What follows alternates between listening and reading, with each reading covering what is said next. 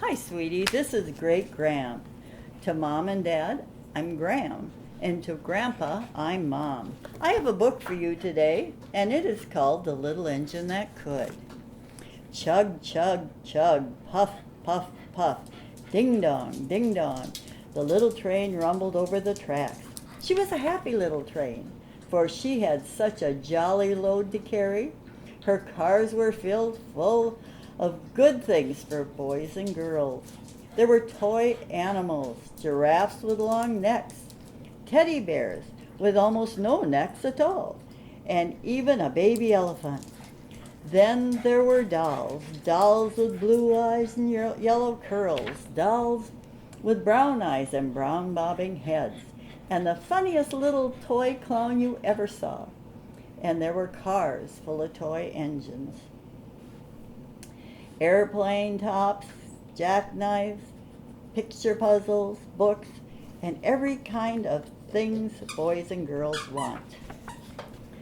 But that was not all, for some of the cars were filled with all sorts of good things for boys and girls to eat. Big golden oranges, red cheeked apples, bottles of creamy milk for their breakfast, fresh spinach for their dinners, peppermint drops, and lollipops for after-meal treats.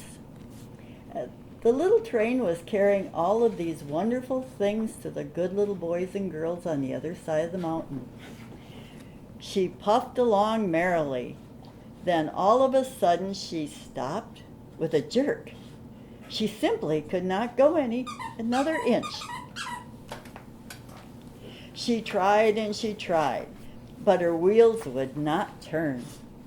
Whatever all those little boys and girls on the other side of the mountain going to do without a wonderful toy to play with and good food to eat? Here comes a shiny new engine, said a funny little clown who jumped out of the train. Let us ask him to help us. So all the dolls and toys cried out together, Please, shiny new engine, won't you please pull our train over the mountain? Our engine has broken down, and the boys and girls on the other side won't have any toys to play with or good food to eat unless you help us. But the shiny new engine snorted. I pull you? I'm a passenger engine. I have just carried a fine big train over the mountain, with more cars than you'll ever dream of. My train has sleeping cars with comfortable berths, dining cars where waiters bring whatever hungry people want to eat, and parlor cars in which people sit in soft armchairs and look out of big plate glass windows. I pull the likes of you? Indeed not. And off he steamed to the roundhouse, where engines live when they're not busy. How sad the little train and all the dolls and toys felt. Then the little clown called out, The passenger engine is not the only one in the world. Here is another train coming, a great, big, strong one. Let us ask him to help us. The little toy clown waved his flag, and the big, strong engine came to a stop. Please, oh please, big engine, cried the dolls and the toys together. Won't you please pull our train over the mountain? Our engine has broken down, and the good little boys and girls on the other side won't have any toys to play with or good food to eat unless you help us. But the big, strong engine bellowed, I'm a freight engine. I have just pulled the big train with big machines over the mountain.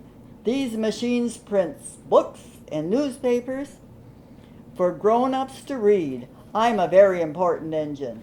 And I won't pull the likes of you.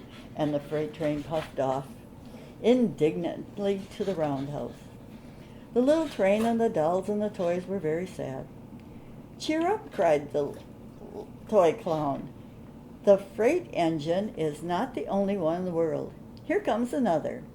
He looked very old and tired, but the train is so little. Perhaps he can help us.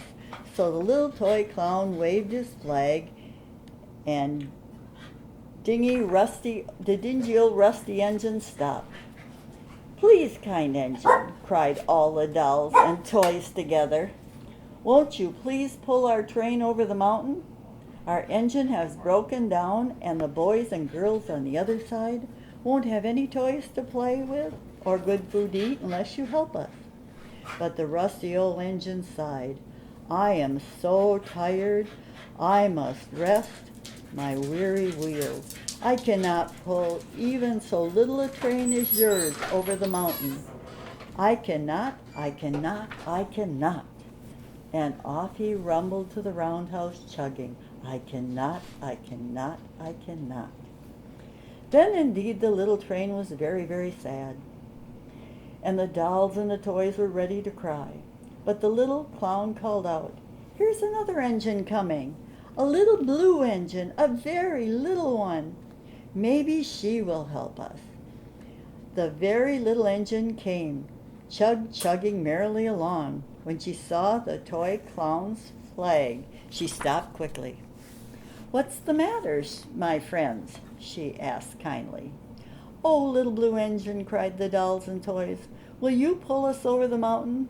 Our engine has broken down, and the good boys and girls on the other side won't have any toys to play with or good food to eat unless you help us. Please, please help us, little blue engine." "I'm not very big," said the little blue engine. "They use me only to switch trains in the yard. I have never been over the mountain." "But we must get over the mountain before the children awake," said all the dolls and the toys.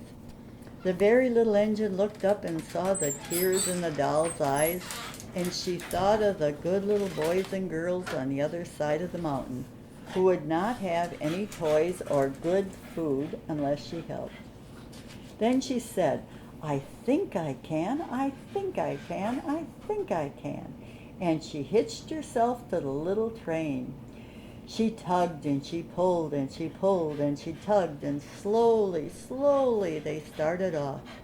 The toy clown jumped aboard, and all the dolls and the toy animals began to smile and cheer. Puff, puff, chug, chug went the little blue engine. "I think I can, I think I can, I think I can, I think I can. I think I can, I think I can, I think I can, I think I can."